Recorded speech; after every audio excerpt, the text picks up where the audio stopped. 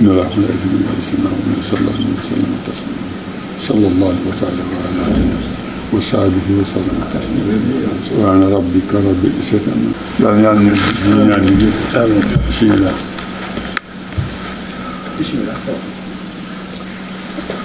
Bonjour tout le monde, bonjour chers journalistes. Je m'appelle Matar Diène, mandataire de la famille de feu Baye Omar Thiaw, propriétaire d'un terrain 6A Ouest Foire dans le lotissement dit Ozobos. Nous avons un différend avec Omar Sy, c'est pourquoi on a appelé les journalistes pour éclairer la lanterne. Parce que par lettre reçue sous le numéro 4545 du 10 août 2018, le chef de bureau des domaines de Ngor Almadies et Grand Dakar m'a fait une correspondance pour m'informer qu'une réponse favorable n'a pu être réservée à ma demande de régularisation par voie de bail, parce qu'il a eu retour du chef de bureau du cadastre de Ngor Almadies et des Parcelles Assainies qui lui dit que la parcelle sollicitée faisait déjà l'objet de l'aménagement Ozobos. En effet, la société Ozobos avait contracté des actes de cession avec beaucoup de familles, en nombre 9. Qu'il en infère que la superficie cédée à la société Ozobos englobe des propriétés foncières de plusieurs familles ici présentes, avec lesquelles la dite société n'était pas liée par un quelconque accord de cession de terrain. Tel est le cas de la famille de Baye Omar Thiaw que je représente, qui n'est pas concernée de cet accord de terrain avec Ozobos. Par ailleurs, un avis public avait été publié par le chef de bureau des domaines de Ngor Almadies et Grand Dakar en vue de recueillir des observations et oppositions des parties concernées. C'est ainsi que j'avais, en tant que mandataire, introduit une revendication relative à la superficie de 1 hectare 3 ar 72 centiares comme étant la propriété coutumière de la famille Thiaw. À notre grande surprise, nous avons vu le rapport de présentation du décret du président Macky Sall qui mentionne qu'il n'y a aucune contestation vis-à-vis du public. Et ceci était une contre-vérité. Alors qu'une procédure de régularisation par voie de bail qui était en cours au niveau des domaines, le président Macky Sall avait pris le décret numéro 2022-1552 du 23 mai 2022 prescrivant l'immatriculation au nom de l'État des terrains non immatriculés 6A Ouest Foire formant les lots ALLS1 et ALLS2 de superficie respective de 30 490 m² et de 50 058 m². Puis avait attribué la totalité des parcelles par voie de bail à la société Ozobos sur fondement d'un rapport de présentation inexact. C'est dans le cadre que le 21 octobre 2022, nous avions introduit une requête devant la Cour suprême par le biais d'un des héritiers de feu Baye Omar Thiaw, à savoir Alassane Niang Thiaw, pour demander l'annulation du décret en ce que le bail octroyé à la société Ozobos englobe la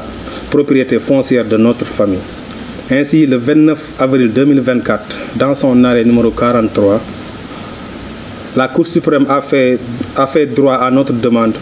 en annulant partiellement le décret 2022-1552 du 22 août 2022,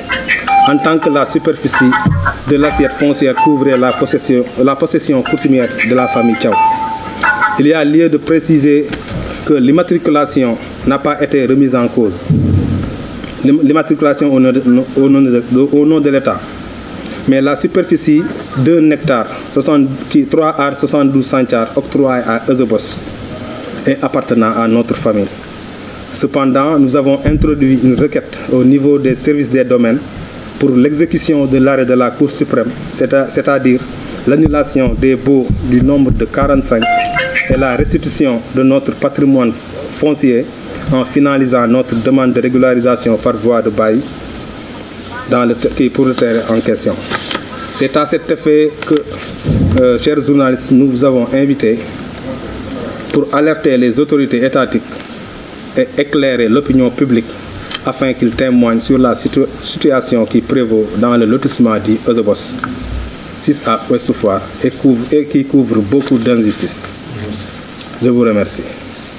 Asalaamaaleykum mbokk yi. Bon ñun ñoo woote woon daje bi pour def ay leeral ci dossier boo xamante ne am nañ ko ci Ouest Foire muy suñuy terrain yoo xamante ne dafa am ay mbir yu ci lal yoo xamante ne dañ ne ku ñu wax Omar Sy moom la ko président Macky Sall jox alors que ñun mosuñu séq ak moom dara bañ koy jox suñuy terrain ba tax na ba ma demandé pour régularisation de terrain man maay Matar Diène représentant famille Baye Omar Thiaw ma chargé woon à ce que ñu régulariser suñu terrain par voie de bail parce que terrain non immatriculé en général boo ko bëggee utiliser yow mi ko moom da nga koy dem demander pour ñu jox la ko bail ba tax na bon en 2018 ba ma demandé pour ñu jox ñu bail dañ maa tontu ne chef de bureau des domaines bu Ngor Almadies et Grand Dakar daf maa tontu woon ni suñu li ñu mbëbët boobu mënul nekk parce que suñu terrain dañ ko jox Omar Sy c'était régulièrement attribué à Omar Sy alors que c'était pas ça ba si loolu amee ñun ñu contesté mbir mi dem ci yoon bañ demee ci yoon kii mooy que li tax ñu dem ci yoon mooy que ne Macky Sall dafa def décret jox assiette foncière bi Omar Sy foofu yëpp ñun ñu contesté jël suñu wàll ba nga xam te ne am nañ ko muy 1 hectare 3 ar 72 centiares ñu attaqué décret bi am ndam ci loolu Cour suprême ne nañ annulé loolu delloo ko seeni borom muy ñun ci loolu lañ jël suñuy document ak arrêt Cour suprême bi jébbal ko waa impôt et domaine pour ñu appliquer pour ñu exécuter arrêt Cour suprême ba nga xamante ne wax na ne ñun ñoo moom foofu suñu terrain yi nekk au nombre de 45 ma si profité pour bàyyi ak ña nga xamante ne même cas bu ma am ñoom moom la ñu am muy suñu mbokk yi ñoom ñu wax seen mbir naka la demee ak Omar Sy maa ngi leen di gërëm. salaamaaleykum mbooloo mi maa ngi tudd Baytir Diagne je représente la famille Feu Mamken Samb man nag suma objet je dénonciation lay def par rapport au lotissement de Eusebos bu nga xamante ni bii déjà dafa jël suñuy terrain jaare ko ci titre foncier 5438 et que suñu terrain c'est un terrain qu'on doit régulariser donc defoon nañ ay demande de régularisation depuis Matizalem mais jusqu'à nos jours amuñu benn correspondance boo xam ne tontu nañu ko c'est pour cela ñu am lu ñu metti et puis ñu profiter ci occasion bi nga xamante ne bii Pape Matar Diène may nañu ko c'est lui le coordonnateur donc ñu dénoncer suñu mbir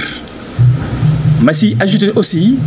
parce que organes yu bari temps yi jàllale nañ benn document wu Cheikh Mouhamed Ndir bu nga xamante ne bii déjà ñoo bokk benn situation donc ñu koy jàppale di ko joindre ci combat bu mu def ñun daal fay Mamken Samb nous sommes victimes du lotissement de Eusebos sur le 54-38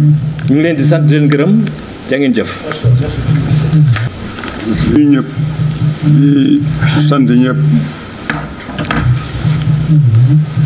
di gërëm ak Alaaji Matar parce que Alaaji Matar ñoom suñu compagnie gi yëpp fa ñuy bàyyi Al Samb Maguette Samb doomam moo ko yor ci Alaaji Matar laa ko teg waaye nag bu ma laa wax daal ñu ngi gërëm état bi bu baax ñu ngi gërëm président Diomaye di gërëm Ousmane Sonko parce que li ñu waxoon am na parce que ñun ñi nga xamee ne ñoo nekk Yoff nguur ak Abdoulaye Wade zéro pour ñun nguur ak Macky Sall zéro yi nag ñëw ñu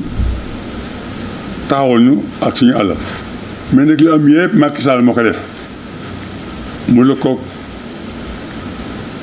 Omar Sy ak waa Kadaas comme ni ko xale waxee dossier boo andi ñu ne Eusebos nekk man nag mosuma jox Eusebos dara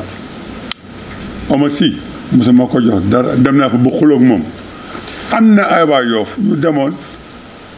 dafa yóbbu sama dossier ma xuloo fa ak ñoom ku ñu wax Modou Ba Seck ak ñoom Baye Alsane ak beneen groupe ñoom mes groupe boobu yëpp ñoo doon jël dossier jàmm di ko fa yóbbu ñoo daan liggéey ak Omar Sy ak cadastre amul benn dossier booy mën ni andi si cadastre si Diagne la moon SBOS. donc nag léegi nag am nañu ñu jàppale mooy ñan mooy état bi fi taxaw te comme moom dañ ko wax ne lépp la moom jëlal loo moomul bàyyi ko fa moom léegi mu ngi bëgg a jël lu mat 80 et quelques parcelles te moom 280 400 et quelques parcelles la ne moo ko moom te moom fa dara li ma fa moom weesul 200 parcelles. donc nag ñun ñi nga xamee ne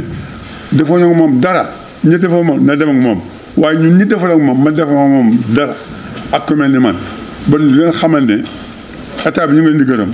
di gërëm Alaaji Matar mii man nag ci li may waxaat mooy may président au conseil bu Yoff te nag tey ku yor ndomba fii ci Yoff fii ba Jalaaw maa ci mag yàlla defal na ma loolu Ngor ba mi jëm ku yor ndomba tey Jaraaf Ndey Jiro yëpp maa leen mag te 2006 laa falu ba nëgg ni maa ngi ci bon nag Alaaji Matar ñu ngi lay gërëm bu baax ñu si alal yow lañu ko teg loo ci bëgg rek ñu ànd seeg yow boo ne woon tey ñu xeexe ji tey ak moom Omar Sy moom duñ ko bàyyi parce que Omar Sy dëkkul Yoff dëkkul Thiès mu nga dëkk sa gannaaw Mbour dëkkul du waa Mbour de waaye léegi ñun mu dëkk Mbour ba nga lekk suñu alal bon ñu jox ko kii dëkk Yoff mu lekk suñu alal ñu ngi leen di gërëm bu baax li ma bëggoon wax nag bari na mais nag comme que gars yi may kobas ma yemandi foofu Omar Sy alal jàmbur rek lay lekk wasalaam ngeen baal ñax. asalaamaaleykum mbooloo mi man la Youssou Diène dëkk Yoff Ndëngaañ représentant famille Alassane Samba Dial Dakar 42 rue Fleurus. ñun dañu am terrain boo xamante ne dafa nekk ci EGBOS mais yàlla daf leen nattu ñoom ñi xamante ne ñoo collaboré ak EGBOS dañu jël attestation coutumière utal ko terrain boobu def si turu Yacine Seck. Yacine Seck alors que terrain bi yàlla dafa am certificat administratif publié au journal officiel am plan boo xamante ne ça date de 1953 donc loolu ay faux la yoo xamante ne ñoom def nañ ko xëy na Oumar Sy il a été victime mais damay alerter état Sénégal que ne Oumar Sy EGBOS lii xamante dañ ko koy jox am na si ay faux yu bëri yu ci ne nañ ko càmbar bu baax a baax a baax ndax ku mel ni Cheikh Dir ak El Hadj Matar Diène mii bu ñu collaboré woon ak ñoom ak Yoffois yi xamante ne dignement ñoomoon seen i terrain defe naa Oumar Sy du am benn problème waa Yoff duñu am benn problème état du am benn problème mais niñ ko bëgg a doxalee nii ak les documents ñun qu'on a authentique ñun day dañuy dem jusqu'au bout suñu alal dañ koy laaj te dinañ ko jox bu soobee yàlla. asalaamaaleykum wa rahmatullah je vous remercie. asalaamaaleykum wa rahmatullah maa ngi nuyu ñi fi teew ñëpp di nuyu ku nekk turam ak santam mu dëkk Abdourahmane Mbengue laa tudd dëkk Yoff Ndenaat man suma teewaay fii nii dama fi teew en tant que représentant famille Mame Gana Diop. Mame Gana Diop yaakaar naa bu ñu ko tuddee fii si Yoff ñëpp seen xel dina am fu mu dem représenté gi ma représenté nag famille Gana Diop comme ñi fi jaar ñëpp ni ñu ko tuddee ñun tam noonu lañu nekkee victime si lotissement bi nga xamante ni moom la état bi defal promoteur boobu ñun sunu terrain joxuñu ko kenn defaluñu benn procuration jox ko benn nit naka représenté ñu pour famille pour ce promoteur jox defuñu ko kenn ñun terrain bi lii ñu am nañu document boo xamante ne bi certificat administratif la bu daté de 1949 bon loolu du tey kon nag du ñu toog ba en 2024-25 nii benn nit ñëw bëgg a jël alal boo xamante ni Mame Gana Diop ba mu koy fàggu boobu moom sooy na si àddina ñu def joxuñu kenn sunu terrain boobu noonu lotissement bi nga xamante moom ñoom dañ ko boole si lotissement bi nga xamante ne moom la concerné ñun defaluñu kenn document bu lié Gana Diop ak promoteur boobu noonu loolu rek laa si doon wax amuñu benn kii boo xamante ne moo ñu lié ak sa promoteur loolu laa si doon wax ngeen baal ma wax wa salaam. asalaamaaleykum mbooloo mi ñu ngi leen nuyu kenn ku ne si turam sa tam di rafetlu jotaay bii nag mais loo gis rek am na fu ko yàlla jaarale mais lii waa Yoff di jooy métti na lool waaye li am solo ba am solo lëf boo koy jël si àllu si jàmbur ne fekk nga jël ki anamu leer ak kaydu leer fii li fi nekk si àll bi yëpp lu si bëri am na këyit xëy na dafa làqu rek waaye am na këyit mais Omar dafa dugg foo xam ne fii ñàkk fa dugal sa départ ba la ñu juume parce que famille yu bëri ñëw nañu mais ñenn këyit yi ñu présenté yooyu këyit dafa am yoo xam ne c'est faux te ñi leen ko joxoon dañ leen waxoon ne toppatoo leen ñu suñu alal mais jaay loolu ñu leen ba bi nga xamee ne mi jël na alal di ko dugal si Yoff ñëpp umpul waa Yoff am famille yoo xam ne di ko jël man day sama famille bu ñu ñëwee dama ne delloon ko xaalis bi dañ koy rutande dem naa ba bureau xam naa ko baax moom war man ci foncier bi laa nekk donc li mu yor nee naa ko li nga yor baaxul foo yooyu nag bu ñu gisee koo xam ne kii suñu doom la ñëw du jooytul mbaa suñuy doom ñu ñëpp dañu ànd nekk benn bloc ku ne wax li ko naqari mais maa ngi encore remercier Alaaji Matar ak journaliste yi xam na li ngeen dox am na solo lool kenn xeexatul kenn xulootul ndax am nañu ñoo xamante ni yàlla jox nañu ko mu mi gouvernement bu bees boo xam ni jubal jubanti wasalaam ngeen baal naax